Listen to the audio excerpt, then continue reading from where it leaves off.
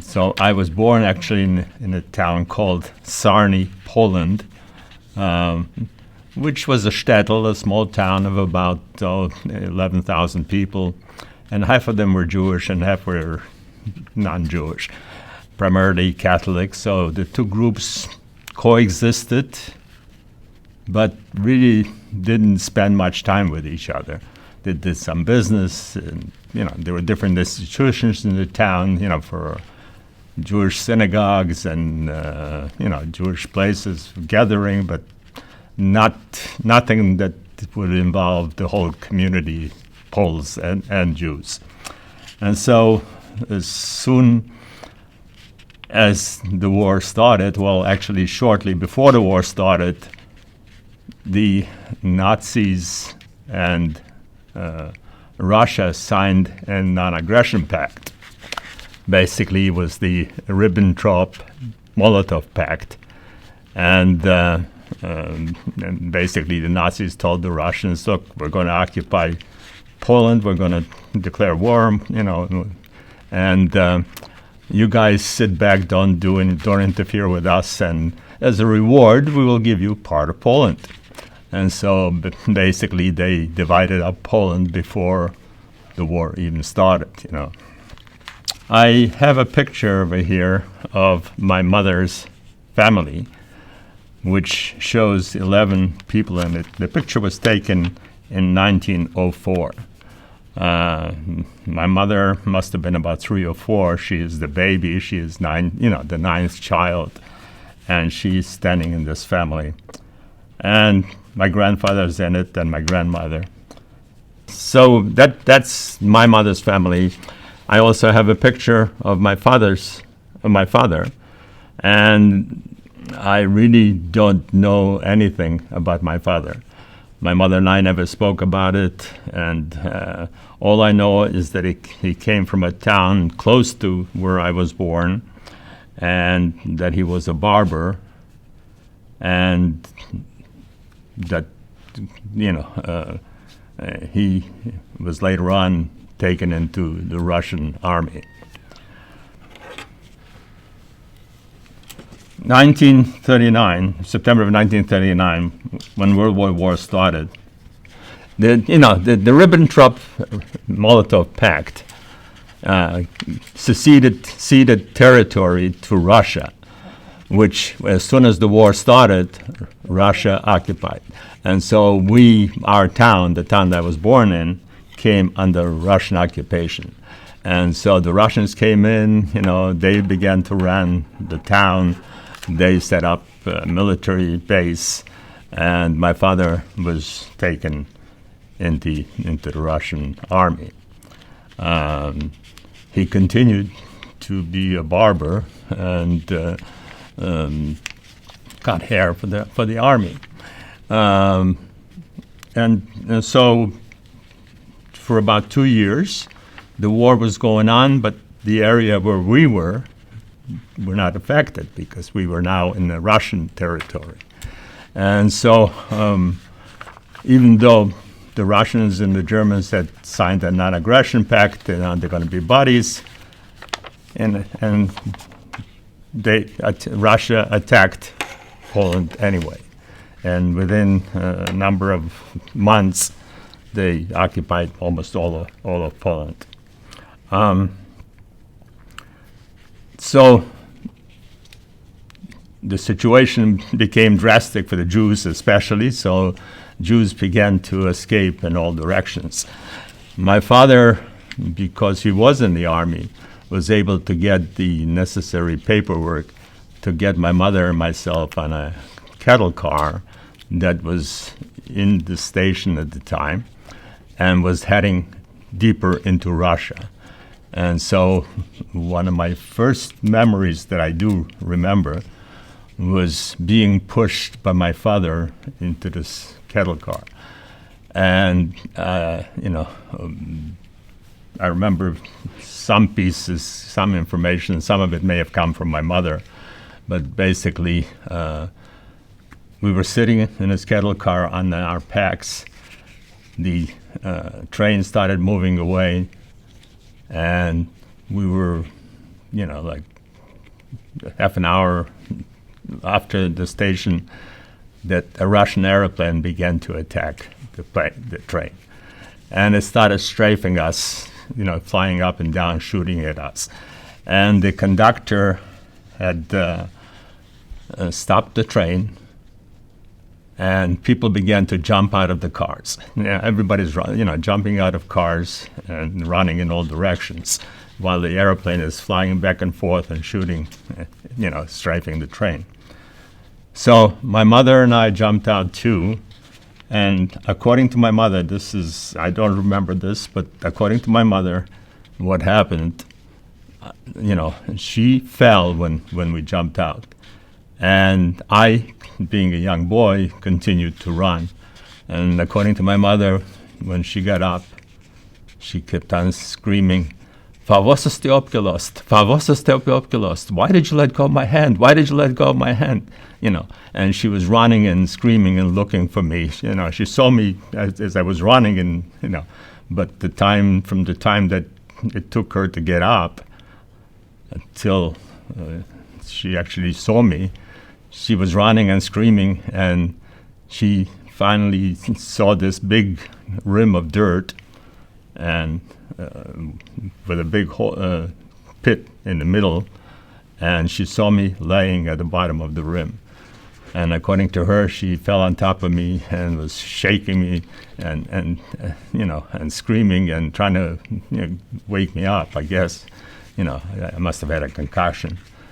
And so after doing that for a little while, according to her, I woke up and said, "Why are you screaming, Mommy? Why are you screaming?" And of course, I said it in Yiddish to her, And, we got up, and she hugged me.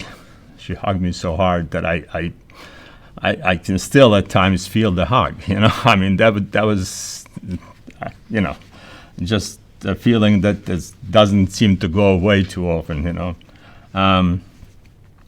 And so we got back on the train.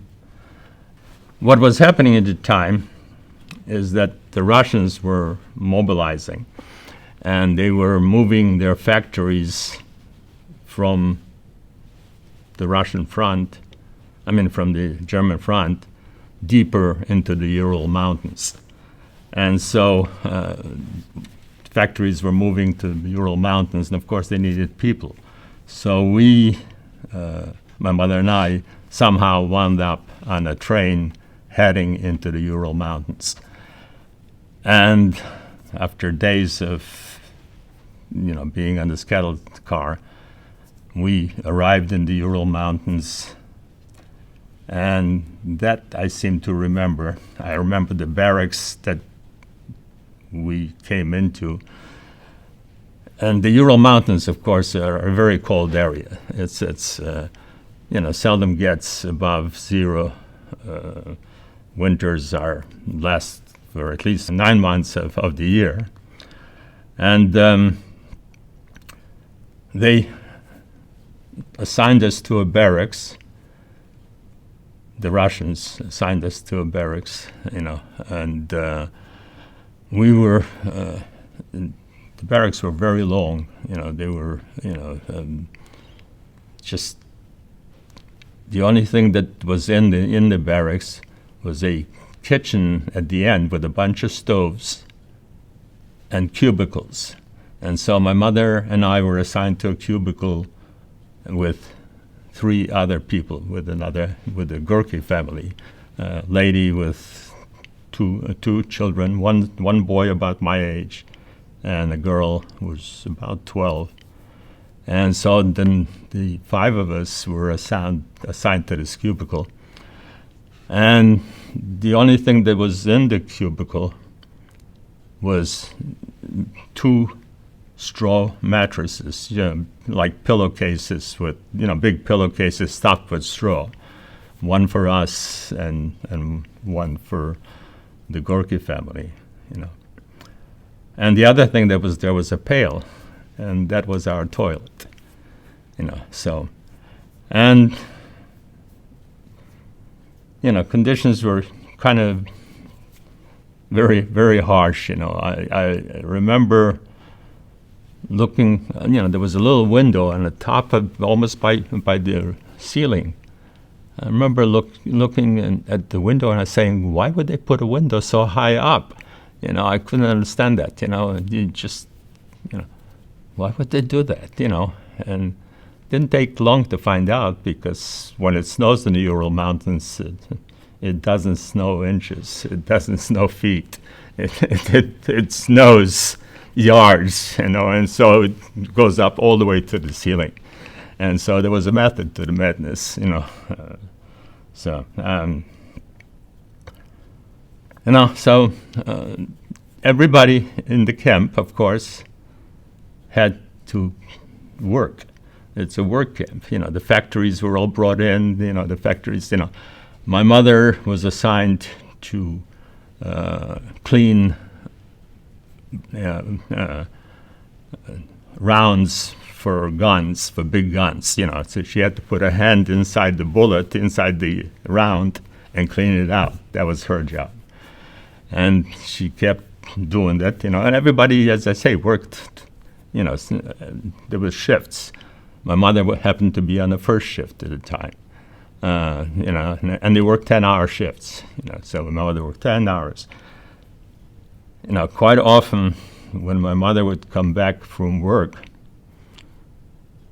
I happen to have a picture here of not of my mother, but somebody who looks exactly like her.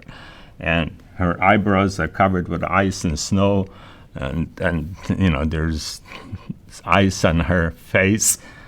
She had to walk about a kilometer from where the factory building was to the barracks, And when you're walking, in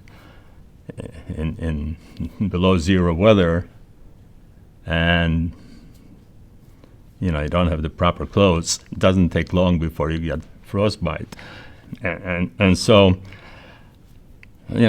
she got frostbitten, and the following day they had to amputate her finger, because it was had they not amputated, she may have lost her whole hand, because when you got frostbite, it draws, so, but she was fine. She, my mother, when worked, as I said, 10 hours a day. When she would return from work, she would always, look. It was always so cold. She was always shivering, it seems like, and we would take the mattress, and I would cover her up, with the mattress. And she would sit there shivering, and then when she regained her strength, she would prepare for something for us to eat. Now, everybody in the camp got paid, and the payment was for 1 month. There was a sack of potatoes. I was about this small, so it was up to my head almost, the sack of potatoes, which was, and in addition was about 10 pounds of flour. And that's what people had to live on, for a month. Not that the Russians were trying to punish us, but they were in a war, and they were trying to provide for soldiers and trying to provide with all they could. But, so everybody, though, in the camp had to work. Everybody had to perform. You had a quota. And, every 2 weeks, they would evaluate the quota. So in other words, if you had to make bullets, let's say, you had X number of bullets to perform. If you met the quota, if you exceeded the quota, you would get a reward. And I remember every 2 weeks, my mother would come back with this little black bread, as a reward for exceeding the quota. And whenever she came back with that bread, she would go through a process. She would take that bread and cut it up into 14 pieces. So it was always 14 pieces. And then she would take those pieces of bread and put it on the windowsill, way on the top. And Russian bread didn't have any preservatives, and so it would start to spoil right away. And my mother, so when she would put on the bread, I remember it very distinctly. She would say, "This is for Monday, this is for Tuesday, this is," so we had a piece of bread for every day of the week. And I remember quite often looking up at the bread saying, "Tomorrow morning I'm going to eat you," So, but we kept on surviving, So living conditions were quite hard in Rayivka. As I said, everybody had to work. The conditions were rough. The cooking, as it was, my mother, when she would try to prepare something, my mother was a good cook and very industrious. She would find leaves, she would find roots, and whenever she'd find a root, I remember that very distinctly, she would take the root, and when we first got to Rayivka, we had a sack, and that's all our belongings were in this sack. And among the things that my mother brought was a pot, one pot. It was about a big pot, about this size. And my mother cooked in that pot. My mother baked in that pot. My mother washed in that pot. Everything was done in that pot. I remember her, whenever she'd find the root, she'd go through this process. She'd take the root and put it on the floor and bang it with the pot. And I would hold my ears, and she would do it. She'd try to break it down as best she could into little pieces, and she would mix it with some flour. And one day we would have root pancakes, and another day she had found some leaves. But as I say, we kept on surviving, The winters was so brutal, though. I had an additional problem. I was growing, and so things were my pants were getting short on me. My sleeves were short. My shoes had holes in them. My mother, whenever she'd find a piece of cardboard or newspaper, she would always shove it in my shoes, to try to keep the snow out. She did the best she could to keep me going, to keep ours going. The camp was primarily of women and children. The women were all the workers, there were a couple of old men, but no young men. They were all at war, the military, at war. And so the women did everything, all the work. And, so when my mother would leave in the morning, all the kids, in our barracks wound up going to a holding area, basically a school. And I remember playing a lot, I remember learning Russian. I became quite fluent after about, I'd say 6 weeks or so. I became quite fluent in Russian and attended classes, played games.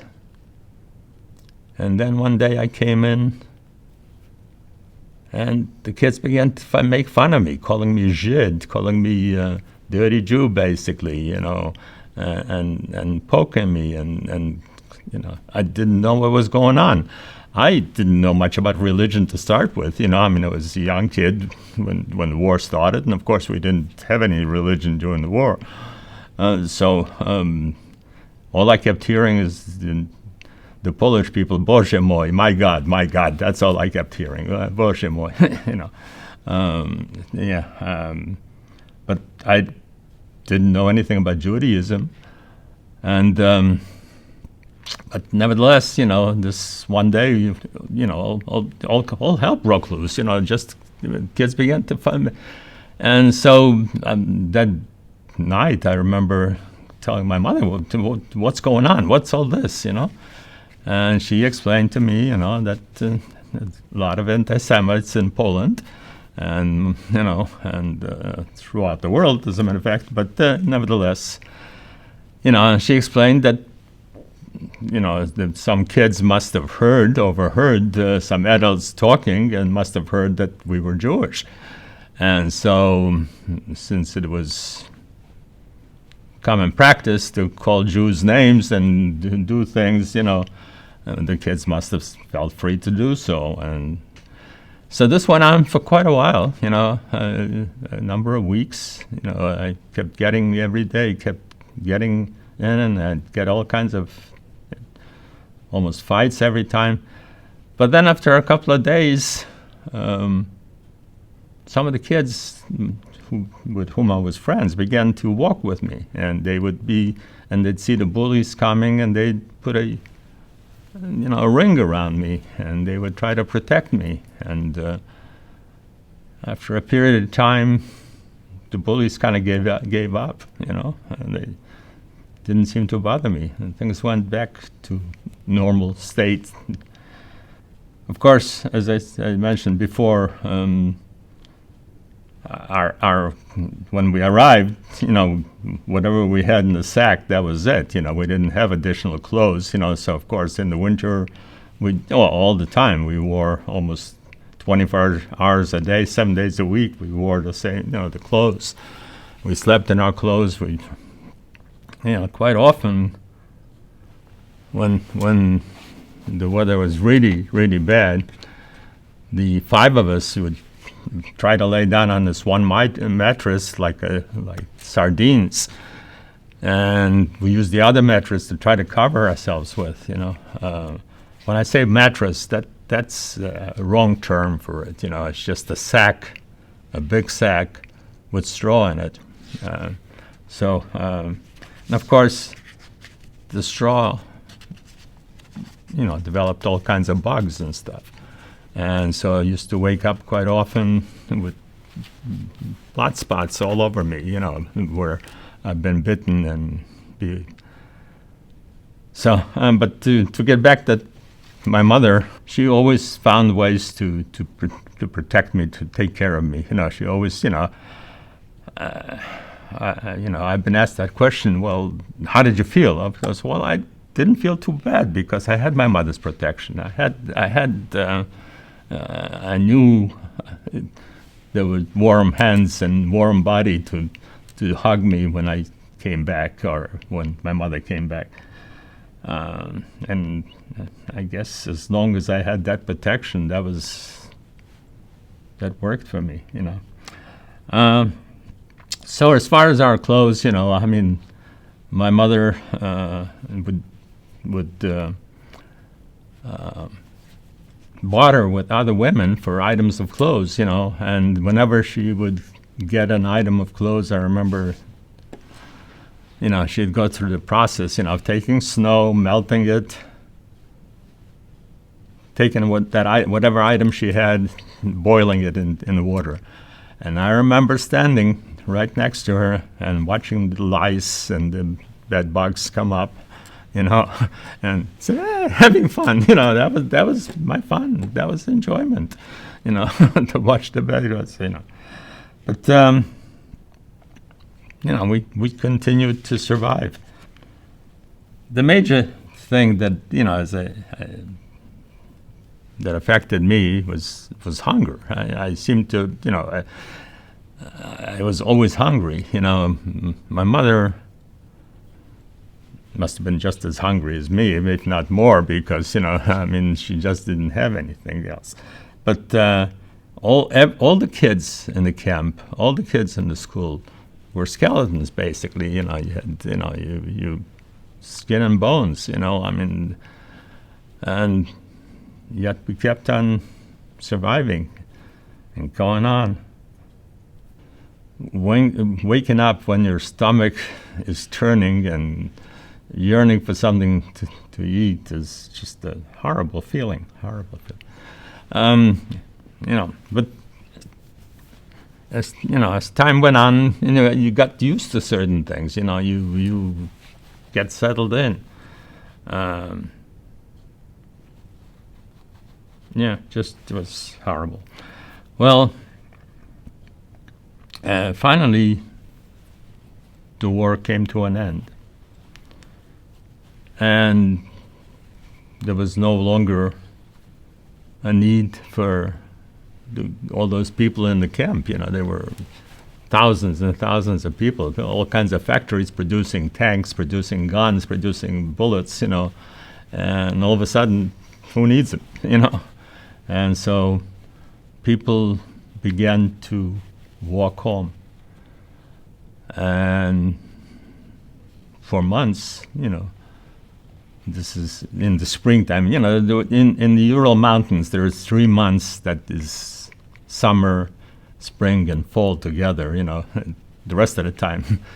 The other 9 months is winter, So during that 3 months, people could move around, could go places, People began to walk home, my mother and I also started walking home at the end of the war, and it took us months to get back to the town, to Sarny, to where I was born. We occasionally would get a ride. Occasionally there'd be a train we were able to hop on. Sometimes you see in the movies this about India, and all these thousands of people sitting on top of trains, holding on. That's how it was. That's how I remember, all these people waiting by the railroad track, all these people, us coming to the railroad track, standing there waiting, sometimes for days. We didn't know what. There was no schedule. There was nothing, but there was a railroad track. So we figured sooner or later a train has to come, Didn't know where it was going, but if it's going in that direction, that's where we want to go. And so, we kept going forward and forward, and finally we came to Sarny. And Sarny, as I said before, had a large Jewish population. And of course, Sarny was totally destroyed. It was, it was one of the places that the military went through, the tanks ran through, destroyed every building and well, there wasn't much buildings, but, big buildings, but there were a lot of shacks, and so they were destroyed. My mother couldn't tell where our home was. It was just pulverized, tanks going through. My mother just couldn't tell where it was. But, so in the ruins, we stayed there a number of days. And then while in Sarny, there was a shaliach from Israel. There was a guide from Israel that was gathering people and saying, if you want to go to Israel, follow me, okay? And so we, without having any other choice, we began to follow him. And so this too took days and weeks, actually, but this was better organized. He knew where he was going, where he was taking us, where there would be food, and it was actually an organized process. And so after weeks of walking and getting through, we finally came to a DP camp. I should mention that what was happening at the end of the war is that the U.S. Army had established displaced person camps, DP camps, where people who didn't have a home or didn't have work and had no place to go, could go and gather. And so we wound up going to Austria, to Salzburg. And that was a DP camp for people who wanted to go to Israel. There were other places, many DP camps, one for Australia, one for Canada, one for United States, etc. But most of them required some kind of documentation. My mother and I had no documentation whatsoever. And so the only one who would take you would be the ones for Israel. If you were Jewish, you wanted to go to Israel, fine, you can go to Israel. At that time, of course, it was Palestine, it wasn't Israel. And so we wound up going to Hallein in Austria. And,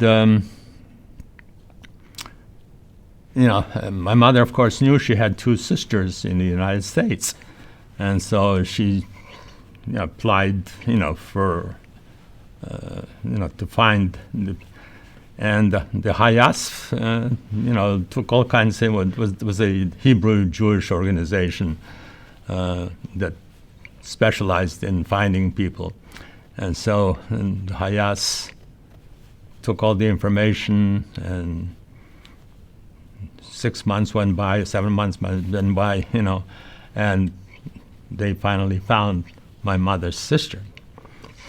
And her sisters, my aunts, immediately got the necessary paperwork to get us a visa to come to the United States.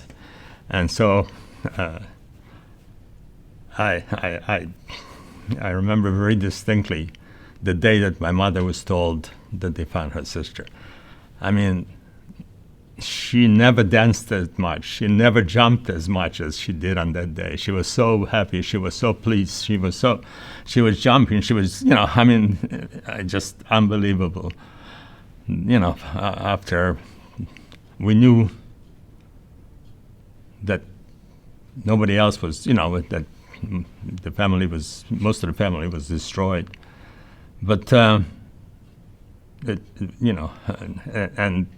to actually find her two sisters just was the most joyous day of her life. When we came to Sarny, we learned what had happened in Sarny before that. And so as soon as the Nazis occupied Sarny, they immediately set up a concentration camp in Sarny and had about 18,000 Jewish people in this camp. And they decided to liquidate the camp a year later. And so they murdered everybody in the camp. And among them, of course, my mother's family. And so I happen to have a picture over here from Sarny, and it's on the internet, and so you can actually see pictures of Sarny. And the mass graves of those 18,000 Jews that were murdered. And as I say, my aunts, my six other aunts, my my uncles, my whole family, my grandmother, they were all murdered. And after the war, we were able to get a book of Sarny, which shows the people that used to live there, and it has a picture of my grandmother in it. And my two aunts that were in the United States, and a niece survived. We don't quite know how she survived, but she survived and was able to go to Israel. And we were able, after the war, we were able to reunite with her in Israel. And but she was a young child and really didn't know how she got to Israel. So it was, probably a miracle in itself. So after the war, we came to Austria, DP camp, and that was heaven compared to, to the previous 4 years. The most impressive things, the thing that I remember the most, is when we first got there, is that they took us to the dining room. It was a military type setup, barracks type setup. And the dining room, on each table, there were baskets of bread. And, most of us, or at least I, thought that was a miracle, bread. And, for about 6 or 7 months, I carried, that bread would disappear right away. The first thing that everybody grabbed is bread and put it in their pocket. That was it. And for about 6 months, probably more than that, I carried bread in my pocket. I always carried bread in my pocket, So, but Halein, the people running the DP camps were really knowledgeable people. They treated us, especially the kids, very well. They called us by name. They made us feel like people again. We weren't something that in the gutter. They call you Mister, and Miss, and they would take us places and try to do things for us, and just the kindest people I've ever seen, And so, as I said, when my aunt sent the visa, we thought we're going to go to the United States next week, that's for sure, Well, what was happening at that time is the U.S. State Department was very anti-Semitic at the time. And, in order to come into the United States, there was a quota. And so if you were a Jew from Poland, you were on one list. If you're a Jew from Russia, you were on a different list. Australia, a different list. And you had to wait for your quota. And they would allow very few Jews to come in to the United States. And so we waited 5 years in the DP camp for our turn to come to the United States. Well, I'm the most grateful guy in the world because, I tell you, the United States has been very good to me. And I've been all over the world. I've lived in many places, and I know different regimes, and I know about hunger, and I know about capitalism, and I know about all kinds of stuff. Nothing better than the United States. You can say all you want, you're sure we have problems, but there is no country better than the United States. Yeah, I know it. So, in any event, when we came, when we came here, it was already 51. My aunts met us at the ship, took us to my aunt's house, and they had a basement apartment for us, a basement space for us, not apartment. But that was heaven compared to, sleeping on the floor all this time, having straw, just heaven. Probably the best day of my life was the first day here in the United States. Well, while we were in the DP camp, my mother found out, of course, that my father was killed near Stalingrad. While in the camp, she met a man from Tourette's. His name is Turetsky, and he was a partisan in the Russian underground. He lost his wife and 2 children, and my mother, and he got married. I became bar mitzvah in a concentration camp, and I remember getting a booklet of stamps for my bar mitzvah present. Yeah, good days.